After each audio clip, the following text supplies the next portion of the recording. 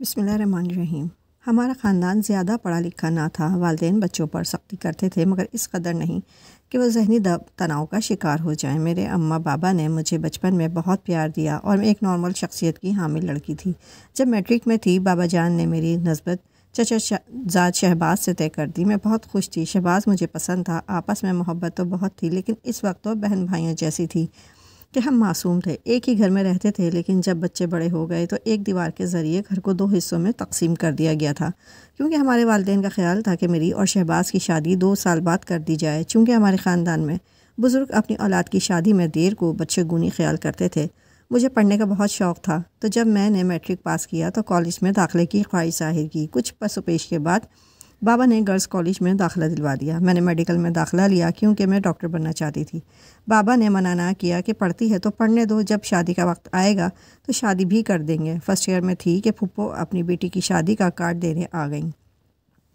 مجھے خوشی ہوئی، تفریح کا کوئی موقع نکلا۔ کافی دنوں سے بوریت تھی جو کہ بڑھتی جا رہی تھی۔ پھپھو کے گھر کی شادی پر ہم اور چچا کی فیملی اکٹھے 2 دن پہلے پشاور چلے گئے تاکہ شادی کے انتظامات میں ہاتھ بٹا سکیں۔ بارات والے دن ہم سب بڑے اہتمام سے تیار ہوئے۔ شہباز بھی تیار ہو کر بہت خوبصورت لگ رہا تھا۔ اس نے آج 3 پیس سوٹ پہنا تھا اور وہ اس میں خوب جچ رہا تھا، اور میں بار بار اپنے ہونے والے جیون ساتھی کو دیکھ رہی تھی۔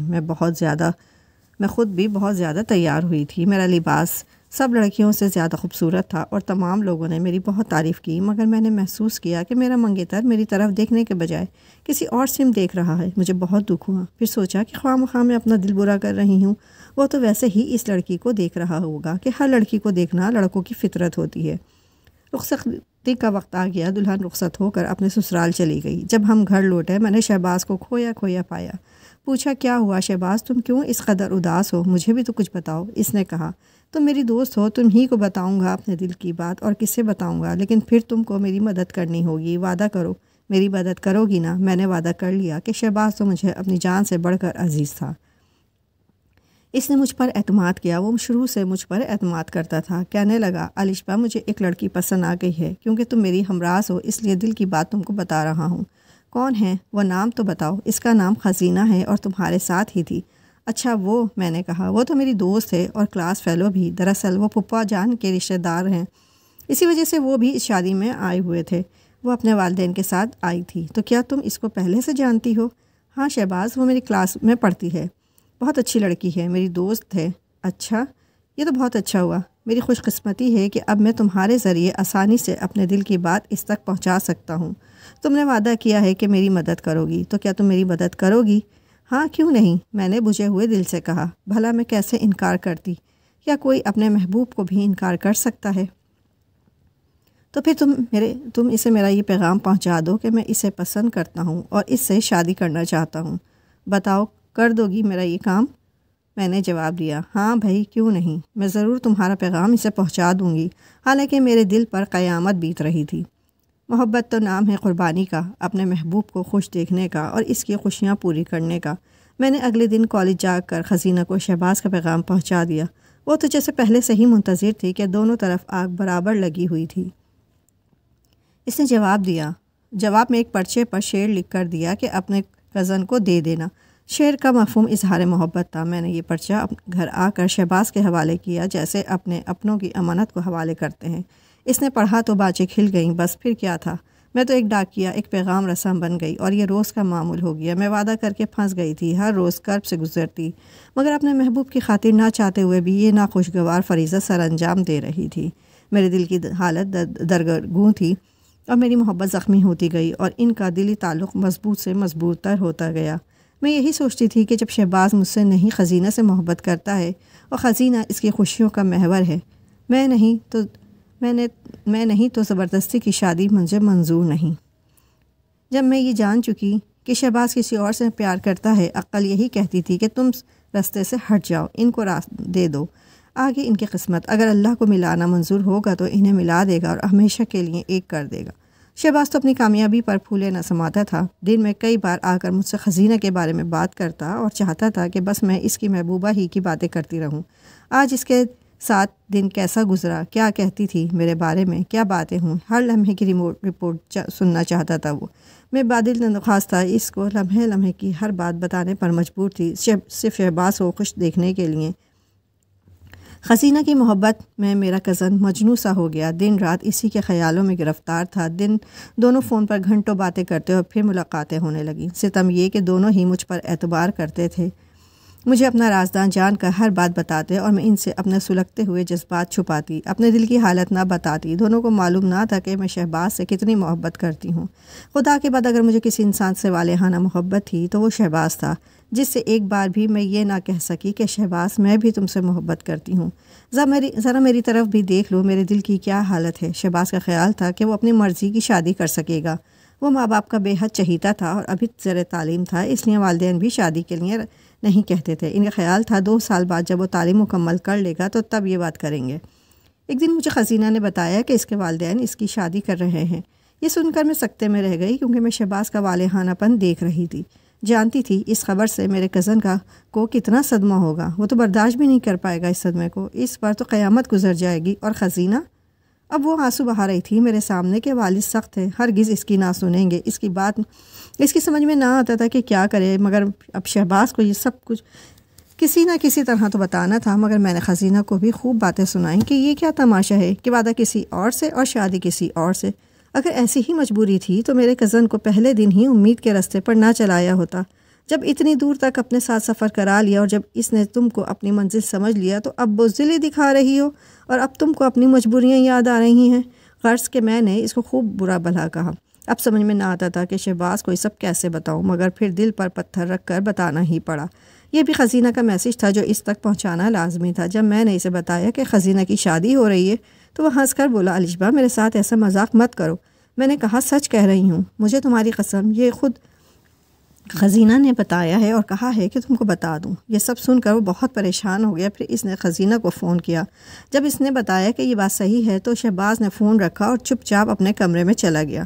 میں اس کے پیچھے اس کے کمرے میں گئی تو وہ اپنے بیڈ پر لیٹا ہوا تھا۔ میں نے اسے تسلی دینے کی کوشش کی مگر اس نے کچھ نہ سنا، جیسے گونگا بہرا اور اندھا ہو گیا ہو۔ میں پریشان ہو کر اس کے کمرے سے نکل آئی اور اپنے کمرے میں آ کر میں خوب روئی، کیونکہ میں اس کو اس قدر پریشان نہیں دیکھ سکتی تھی۔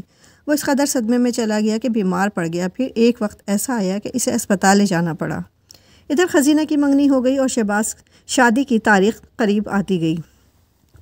اس روز میں خوب روئی جب مجھے حسینہ کی شادی کا کارڈ ملا۔ میرا کزن بھی اسی دن اسپتال سے واپس آیا تھا۔ میں اپنے محبوب کی حالت دیکھ کر حسینہ کو دل ہی دل میں کوس رہی تھی، جس کی وجہ سے شہباز کی ایسی حالت ہو گئی تھی جیسے کسی نے تن سے روح کو کھینچ لیا ہو، اور اس بے وفا سے اتنا بھی نہ ہو سکا کہ ایک تسلی کا خط لکھ دیتی جو ہر روز محبت نامہ لکھ کر مجھے دیا کرتی تھی۔ اب اس نے اچانک ہی ترک تعلق کر لیا تھا، اس وجہ سے اور زیادہ شہباز غمزدہ تھا۔ اگلے دن میں کالج گئی تو اپنا کالج لیونگ سرٹیفکیٹ لینے آئی ہوئی تھی۔ میں نے اسے دیکھ کر منہ پھیر لیا۔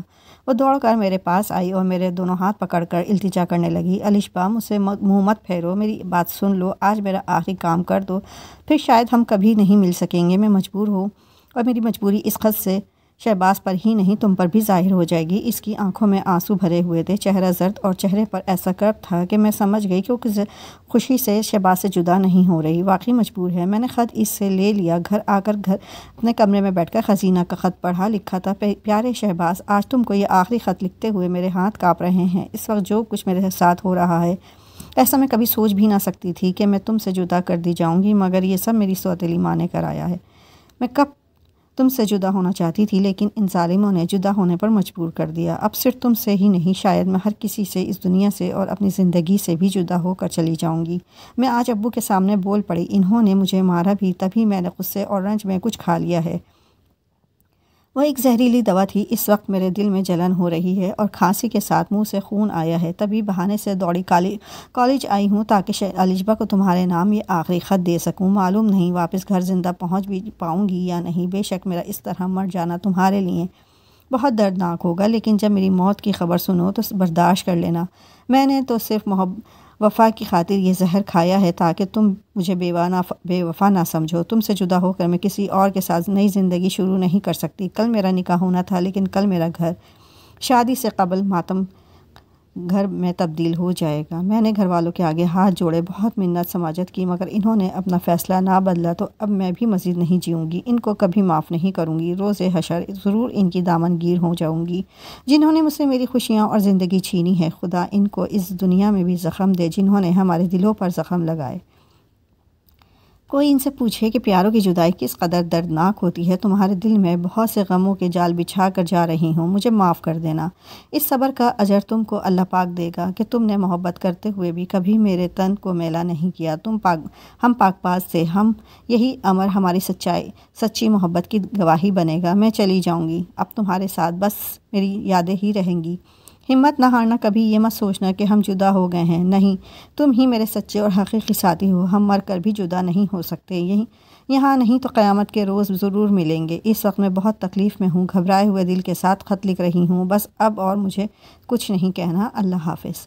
خط پڑھ کر میں سن ہو گئی۔ کیا واقعی خزینہ نے اس وقت زہر کھا رکھا تھا جب وہ مجھے خط دے رہی تھی؟ اس کے گھر کا فاصلہ کالج سے صرف 5 منٹ پر تھا، پھر بھی وہ اس حال میں کیوں کر گھر تک پہنچی ہوگی؟ اس کا چہرہ اس وقت سرسوں کے پھول کی طرح زرد تھا اور آنکھیں کرب سے کھچی ہوئی تھیں کہ شاید وہ موت و زیست کی کشمکش سے گزر رہی تھی۔ دل نے کہا کہ یہ خط شہباز کو مت دینا، مگر میں نے کہا نہیں، اسے دینا ہی ہوگا، ورنہ وہ عمر بھر آس و امید کی کشتی میں سوار رہے گا۔ بے شک ایسے زخم جلد نہیں بھرتے، مگر وقت ان کو آہستہ آہستہ مندمل کر دیتا ہے۔ اس وقت تو مجھے یقین نہیں آ رہا تھا کہ واقعی خزینہ نے زہر کھایا ہوا تھا۔ کیا اس دور میں بھی کوئی کسی سے سچا پیار کرتا ہے؟ میں نے وہ خط جو خزینہ آخری امانت تھی شہباز کو دے دیا۔ وہ خط پڑھ کر جو شہباز کی حالت ہوئی وہ دیکھی نہیں جاتی تھی۔ خزینہ واقعی جان سے گزر گئی۔ اس کے مرنے کی خبر جب شہباز کو ملی، وہ مرنے کے قریب ہو گیا۔ اسے ایک بار پھر ہاسپٹل میں داخل کیا گیا، جہاں کئی دن داخل رہا، آخر گھر آ گیا۔ اب ہر وقت وہ خزینہ کی یاد میں روتا اور اس کے ساتھ گزرے ایک ایک لمحے کو ذہن میں لا کر تڑپتا۔ میں دن رات اپنے کزن اور کی صحت کے لیے دعا کرتی تھی۔ آخر اللہ نے میری دعائیں سن لیں اور شہباز آہستہ آہستہ صحت یاب ہونے لگا۔ قدرت نے اس پر رحم کیا کہ میرے دل میں اس کی محبت باقی تھی۔ میں نے اس کو زندہ رہنے کا درس دیا اور حوصلہ بڑھانے میں دن رات ایک کر دیے۔ میں ہر وقت اس سے خزینہ کی باتیں کرتی، جس سے اس کے دل کا غم ہلکا ہو جاتا۔ ایک دن جب وہ ایک درد بھرا گانا سن رہا تھا، میں نے ٹیپ ریکارڈ بند کر دیا اور اس سے کہا، میری طرف دیکھو، تم تو مرد ہو کر روتے ہو اور میں عورت ہو کر نہیں روتی، حالانکہ میں تم سے بہت زیادہ محبت کرتی ہوں کہ جتنی خزینہ تم سے کرتی تھی، کیونکہ محبت کرنے کے بعد بھی میں نے تم پر اپنی محبت کو ظاہر نہیں کیا، بلکہ تمہاری خوشی کے لیے تم پر اپنی محبت نچھاور کر دی۔ کیا کوئی لڑکی جو کسی سے محبت کرتی ہو وہ اپنے محبوب کی خوشی کے لیے ایسا کر سکتی ہے؟ تم کیا جانو میں نے کس قدر درد سہا ہے، پھر بھی اس درد کو کسی پر ظاہر نہیں ہونے دیا۔ میری محبت کا حوصلہ دیکھو، مرنے والے ایک بار مر کر دکھوں سے جان چھڑ جاتے ہیں، مگر جو زندہ رہ کر درد سہتے ہیں، حوصلہ مند تو وہی ہوتے ہیں۔ قدرت کو تمہارا اور خزینہ کا ملاپ منظور نہ تھا تو اسے مشتعزی سمجھ کر صبر کرو اور میری طرح حوصلہ مند بن کر یہ دکھ برداشت کرو۔ ایسا کہتے ہوئے میرے رخساروں پر آنسو بہہ نکلے، تب اس کے دل پر واقعی اثر ہوا۔ اس نے میرے بارے میں سوچا اور جب بابا اور چچا نے ہماری شادی کی بات کی تو شہباز نے ان کے فیصلے پر انکار نہیں کیا، خاموشی سے بزرگوں کے سامنے سر جھکا لیا۔ آج ہم اچھی زندگی بسر کر رہے ہیں، لیکن جب خزینہ کی یاد آتی ہے ہم دونوں کو ایک ساتھ رلا ڈالتی ہے۔ خودکشی حرام ہے، اس نے شہباز کو نہ پانے کے غم میں حرام موت کو گلے لگا لیا، اللہ اس کو معاف کرے۔